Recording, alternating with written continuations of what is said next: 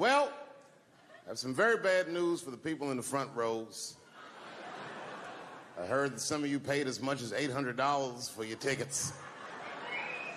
Sadly, I did this same show a couple weeks ago in Atlanta for $60 a head. Can you imagine? Nigga, you could have flown to Atlanta, got a hotel, had some dinner, and came back, and you still have a little money left over, niggas. Paid way too much just to see me in this gay-ass neighborhood. All right, let me roll up my sleeves and tell these pussy jokes. Will told me to say there hasn't been this many pussy references in this room since Cats was here.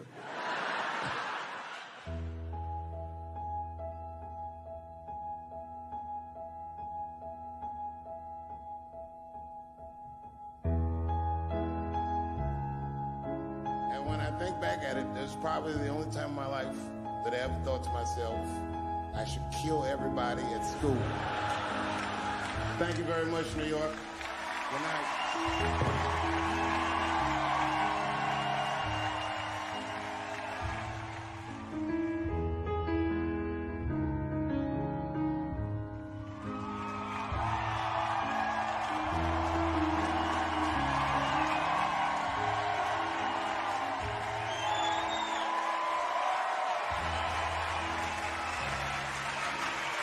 Thank you guys very much.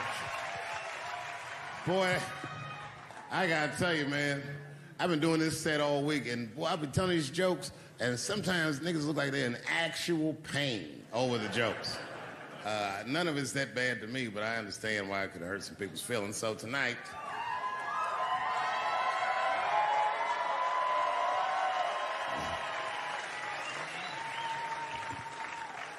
I'm gonna give you an opportunity that I rarely give anybody.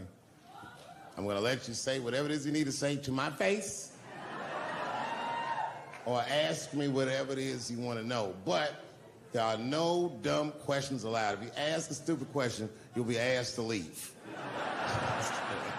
Now I'm just kidding. Go ahead. Everyone relax. Come on. Oh, yes, sir, in the front. 2 questions. How often do you write? And can I have a cigarette? All right. First, you may have a cigarette, but remember, this is not jail, motherfucker. This lady right here. I have a question. Do you remember this scene? Oh, I do remember that. Ma'am, I'm going to have to ask you to leave. That's a terrible question.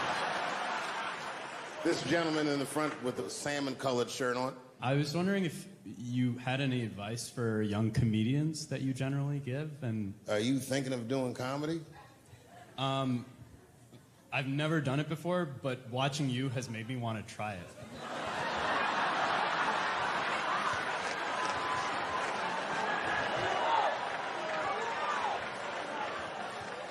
I don't know if that's an insult or not. It's a compliment. It's. I mean, niggas don't say I've never done brain surgery, but it looked a lot easier than I thought. I'm teasing.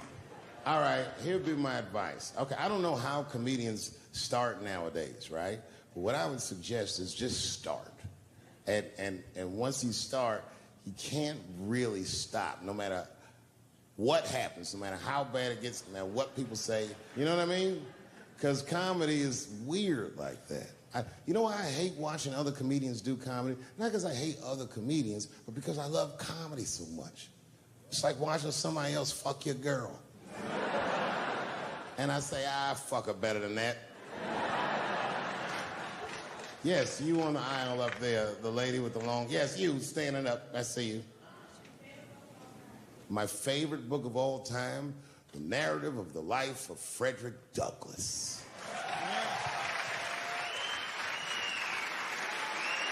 That guy with the baseball hat. Marry, fuck, kill, Michelle, Rihanna, Oprah. Wait, who's Michelle? Oh, Obama. Well, sir, you're putting me in quite the pickle. I can't say I'll fuck Michelle Obama. That's insane. Well, I guess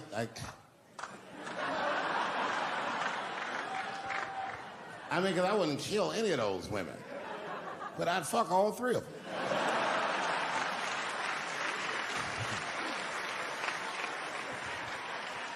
The gentleman in the blue Oxford standing up. Tell us the story with Charlie Murphy.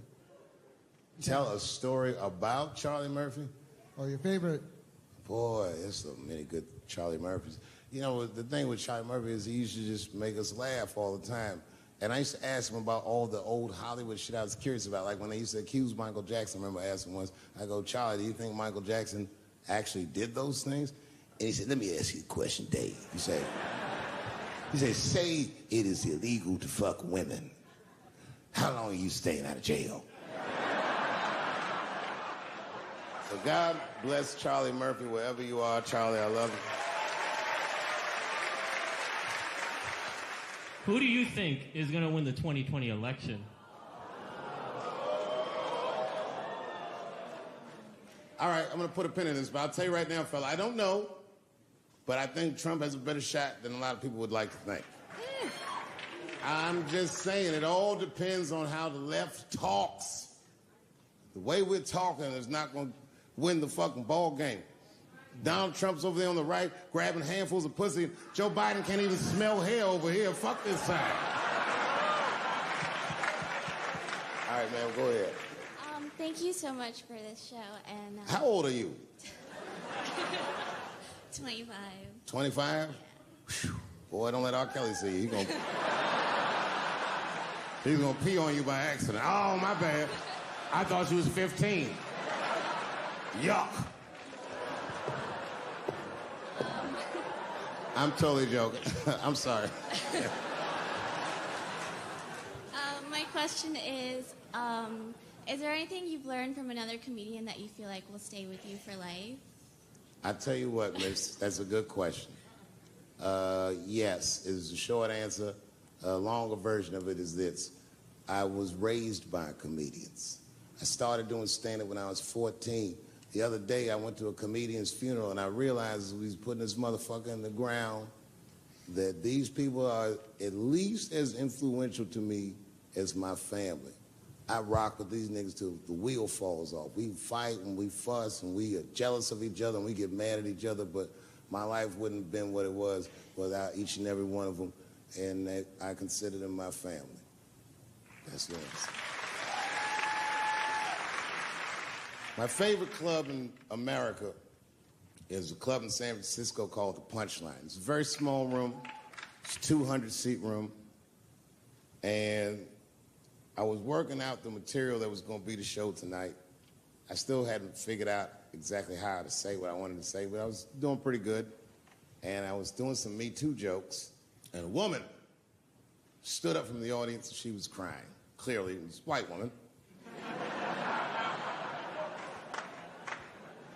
She says to me, you can't say that.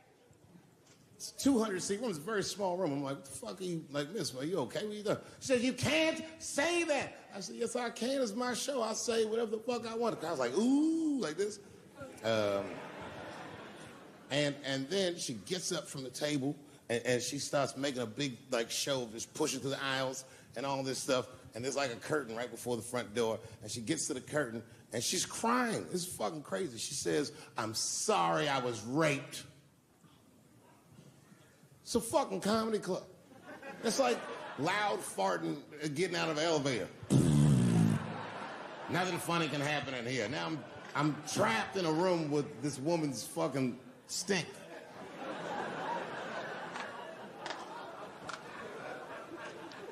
And I say, miss, it is not your fault that you were raped, but it's not mine either. Ta-ta, bitch, like this. She storms out. Now the room is very uncomfortable, but I managed to get the crowd back, but I'm like, a little traumatized. Same show, there's a trans woman sitting in the audience. This is a true story. This was like a few weeks ago.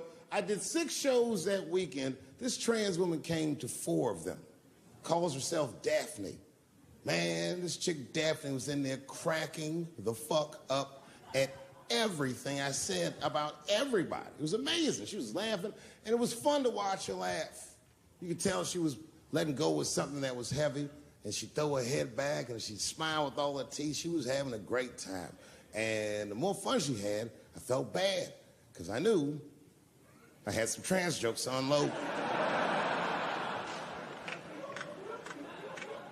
And I thought to myself, maybe I shouldn't say these jokes because I don't want to, like, fuck her evening up. She's having so much fun. But then I thought to myself, well, if I can't say it in front of her, should I say this shit at all? So I let her rip. And to my surprise, Daphne laughed harder at the trans jokes than anybody in the room. In fact, everybody in the room would look at her to make sure it was okay. And I got off stage, I was in the dressing room, I was like, man, this is a fucking weird show. I'm sitting in the dressing room by myself just trying to figure out, like, what the fuck just happened out there? Like, why is it that this one woman can't take any of these jokes and Daphne can take all of these jokes? So weird. And then I realized, Daphne used to be a man.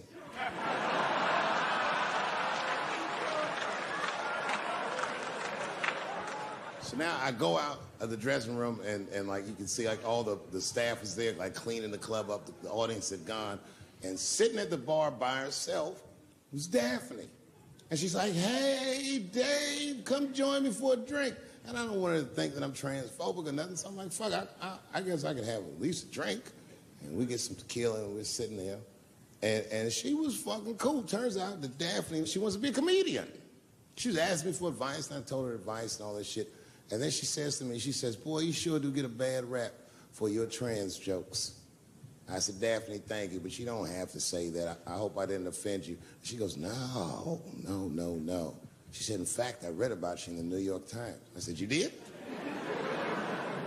She said, yeah. She said, I thought it was interesting that they blamed you for R. Kelly. They said you normalized him for telling jokes about him. I go, yeah, they said that. She goes, I wonder why they never said that you normalized transgenders by telling jokes about us. And I'd never thought about that. It never occurred to me. And we started making out. And then, like, I reached up just to see what it felt like. I was like, what? And it felt like pussy, didn't it? I was just like, go ahead, ask me a question. What the fuck you gonna do if Trump get reelected? What am I gonna do if Trump gets reelected? Probably get a significant tax break.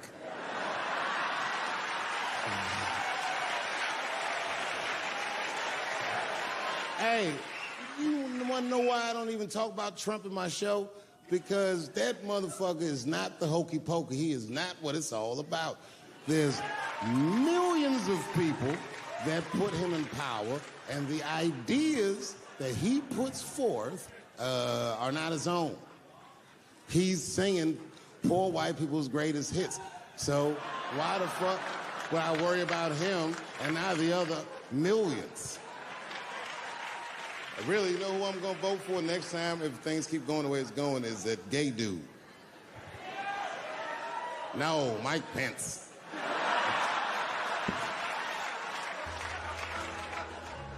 Now, this is the same club, the Punchline. This is 15 years ago, and I had just gotten back from my infamous South Africa trip. And I came to the Punchline just to cheer myself up. It's a safe place where I could tell some jokes. And I find out that this comedian I know, Chris Tucker, who's in all those Rush Hour movies, I find out that Chris is in San Francisco, too, at some charity event. So I call him, I'm like, yo, I just saw you at some charity event. I said, I'm doing a show at the Punchline. Why don't you come by the club after your event? And he's like, cool, Dave. I thought you was dead, nigga. I'll come by. He says, is it okay if I bring some friends? Because, you know, I'm with a lot of people. I go, man, you Chris Tucker. You can bring whoever the fuck you want. And then I show up to the club late that night. And I walk into the dressing room. And sitting in the dressing room is Gavin Newsom, who at the time was the mayor of San Francisco, but now he's the governor of California. And sitting next to him was Kamala Harris, who at the time was the DA of San Francisco, Now she's the senator from California that's front running on the Democratic ticket. And sitting next to her was Al Gore. It's fucking weird. And sitting next to Al Gore was the guys from Google, Sergey, and I don't know how to say these. All right. And it was Chris Tucker and Ben Jealous, who at the time was the president of the NAACP, who was all just at this big charity dinner, and Paul Mooney was drinking scotch. And we all was just in there. And, you know, at first I was a little uncomfortable when we started talking, and we all got along really well. Well, at some point, Kamala Harris says to me, she goes, you know, a friend of mine is announcing his candidacy for president tomorrow. I went to college with him. I'm like, what? I go, Barack Obama? She goes, you've heard of him? I'm like, yo, I just read about this dude. And she goes, yo, yeah, blah, blah, blah, we're talking. She goes, you know what? She says, let's call him on the phone. I said, what the fuck? And she picks the phone up and she dials and she's listening like this. And she goes, this is voicemail. And she gives me the phone. She goes, leave him a message. You know, I didn't know what to say. I just said what you say to any black dude that's running for president. You know, stay low, running a zigzag pattern, this kind of shit.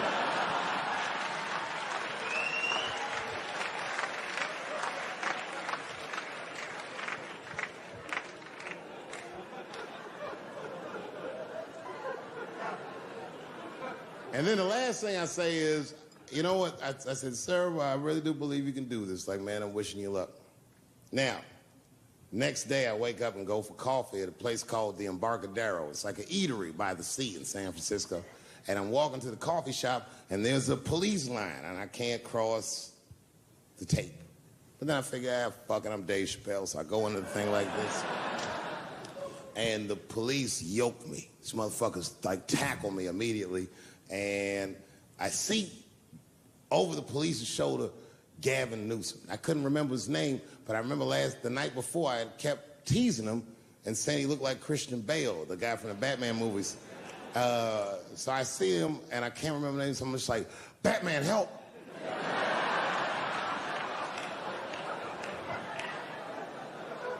And he stops, he's like, Dave? And then the police see that the mayor knows me, so they're all like, oh, sorry about that. And he's like, hey, back up, everybody. And he just picks me up. He's like, I'm really sorry about that. I'm like, I'm fine, don't worry about it. And he's like, listen, I'm here with Prince. Would you like to meet him? I'm like, I know Prince. That's my nigga. And we go around the corner, and it was Prince Charles, the Prince of England. I didn't know the protocol of meeting royalty. You're not supposed to touch him. I dapped him up like a nigga. My nigga. Hugging him and shit like this, dapping him up. Like this. And that nigga was cool, too. I was like, it's really fucking weird. And then I was just out there in the upside down, not having no TV show, trying to figure life out. And the election was going on in the background. And this guy, Barack Obama, was picking up steam. This motherfucker was killing it. And I had a chance to go to the last debate on the Democratic ticket, and I went. It's me and Chris Tucker sitting in Myrtle Beach, South Carolina. It's the last three candidates. It was Barack Obama, John Edwards, and Hillary Clinton. Now, Obama's a lot taller than Edwards and Clinton, and he had the center podium. And at one point, they're all on stage, and they start fussing, and Obama goes, look, none of us are perfect, like this. And his hands was like this, and there was light shining behind his head, and the other two candidates was looking up at the nigga, and I was sitting in the audience like, this nigga looks like Jesus.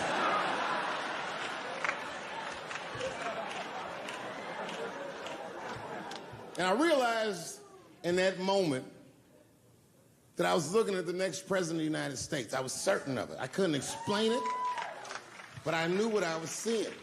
And I got really excited. And I'm not that kind of guy. I said, I gotta meet this motherfucker. So I stayed. They were all on stage doing interviews, and I just waited. I was waiting and waiting, and then John Edwards was done with his interviews first, because everybody knew he wasn't going to win. And I see John Edwards, and I said, hey, Senator Edwards, I just want to say hi. And that motherfucker looked at me like, I'm like, fuck you, nigga, you going to lose anyway. And then he left, and then Hillary Clinton just walked by me in one of them Steve Harvey suits.